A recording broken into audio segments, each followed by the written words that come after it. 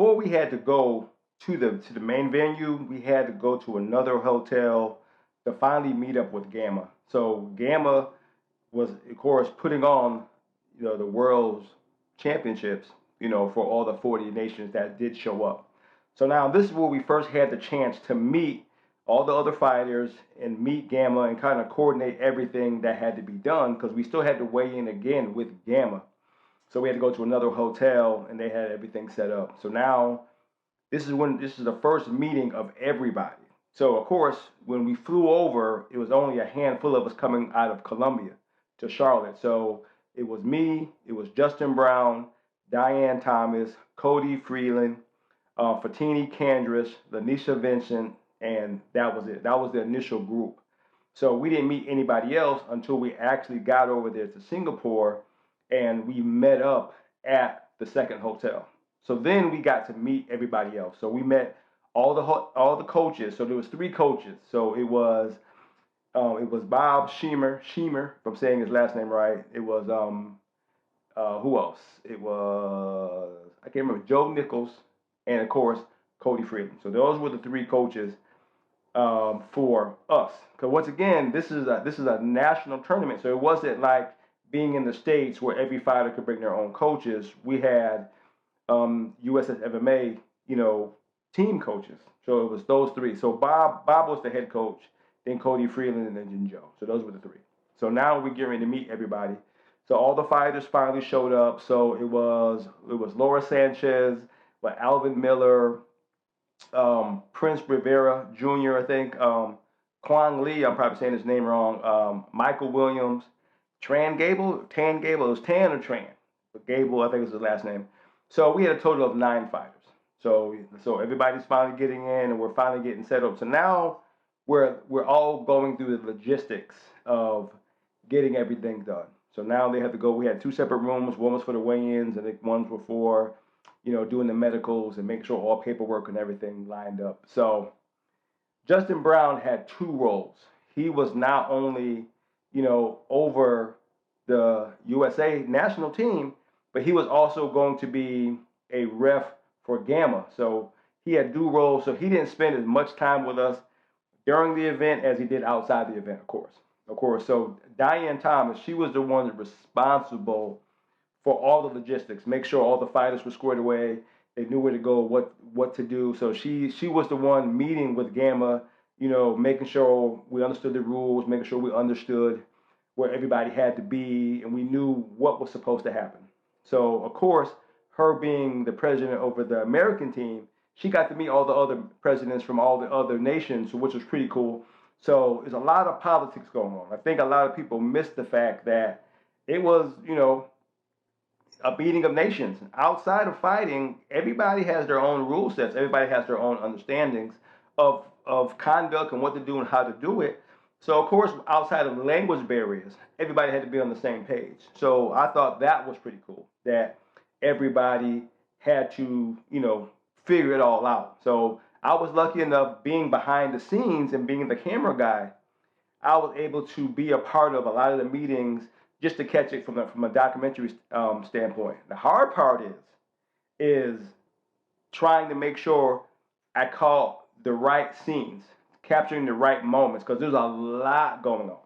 So being a single cameraman, which a lot of people don't think about, is that everybody is scattered. Everybody's not always together. So we don't know all the moments that's going on. We only capture the moment that I can catch with the one camera. So that's why you big production teams, like you see with like the UFC, Bellator, even One Championships, they got 5, 6, 7, 8 cameras going on at the same time because there's so much to capture. But I did my part, of course, because I'm Coach D. But anyway, so as we started to figure it out and we got through from the hotel, we got through with weigh-ins, we got through with all, paperwork, and everybody was all on the same page. Then from there, after we got situated, then we're heading up to the venue. I don't know if it's that day or the following day, but now we're heading to the venue. Now here's where it got even a lot more, interesting and fun, is because now everybody, all the fighters are now all coming together. So now you get to see everybody from all the nations, and so not only were we there, the American team, France, Russia, some teams from Africa, you name it, 40 different nations. Think about that for a second. 40 different nations are all there competing in one building for a championship. So I thought that was pretty cool. So I got to shake a lot of hands, meet a lot of different people. The language barrier was fun, just trying to get, the figure out what each other was saying, but it was a lot of people having fun, smiles everywhere. Everybody was enjoying themselves. So it wasn't, a stuffy situation. There's people being people. So the beauty of it is that you can get rid of what you see on TV. Of course, superpowers, efforts, that's all political. But when it comes to the average person doing average things, they're like everybody else. So that's what made it so exciting. So of course, I had to go around everywhere and catch as much footage as I can. So I wasn't really having a time to really talk to the team. So I was on cue when a fighter was fighting, when a fighter was, wrapping hands, when they were warming up. I had to be on cue to make sure I caught those particular moments, but I didn't have much time to conversate and get to know the fighters like I would have liked to, simply because I was always on the clock. I was always on the clock. I had to make sure my camera was working correct. I had to make sure the batteries were charged and all that kind of good stuff on a regular basis so that I didn't miss anything. I tried my best, but boy, was I tired. So now we're getting into day one, and you get to see the first day of competitions. So the men fought first. So of course, all the guys like Alvin and Prince and Quang and Michael Tran, all those guys were up first. So like I said, they did great, but they had some stiff competition. There was no getting around that these guys were fighting some of the elites. And some of the things you didn't know at the time was that when you think about competition in the States, most fighters are either funding themselves, they may have a couple of sponsors, you know what I'm saying, or, their family sponsoring them or whatever the case may be, but they're pretty much on their own. And then they go to a local competition, they bring their own coaches and they have to pay their own way, or if the venue is paying for the hotel and things like that, like, Gamma did, but for the most part, they're funding themselves. We saw, teams that are funded by their nation.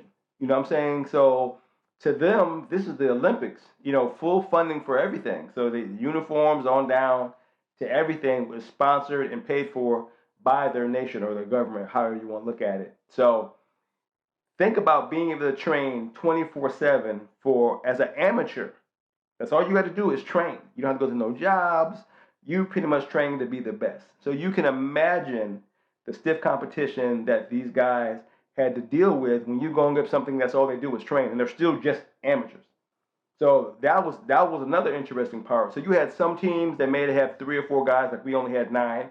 Then you had some teams that were like 20 competitors. So you imagine fighting somebody who brought 20 competitors, to the venue. So it was those things that made it interesting.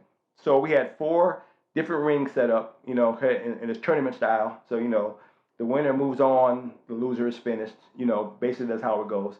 So, like I said, just following the brackets was made a champion because you didn't know who you were going to compete. There was no, footage on them because you didn't know how the brackets were going to fall up. So you can't go to YouTube and go, hey, this is my guy.